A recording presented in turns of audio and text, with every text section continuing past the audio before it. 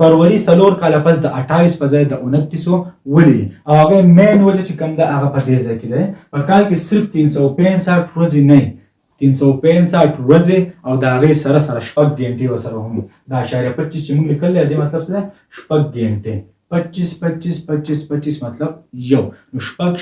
او شپږ 24 ګنټې شو مطلب یو ورځ ته جوړیږي بیا نو شپږ ګنټې چې کم دي په 365 ورځو باندې سیوا دي چې کله 4 کال وشي نو شپږ ګنټې په یو کال کې په بل کال کې په بل 4 کال شو چې شپږ ګنټو ته په 4 کې ضرب ورکړو 24 ګنټې مطلب یو ورځ په سیوا پکار ده نو د کلندر صحیح ساتلو د پاره د فروری چې کم دا به د 28 په ځای 4 کال پس د سوی د 29 ورځو به اغستا چې دا کلندر صحیح برقرار شي او په دې کې بیا بدلون ناراضي که چرته مونږه دا نه کولای د دې نه دا خبره بیا ثابتې ده چې کال کې به دا میاشتې بیا ګرځېدم ته پته نه لګي دا چې جنوري کې یخي او په جون جولای کې ګرمي ځکه چې دا ورو مخکې راتلو اسلامي کلندر په شانتي سیستم به بیا د هغې سره سټارټ به دا د نور سره او د ځمکې د روټیشن سره بالکل الاین نه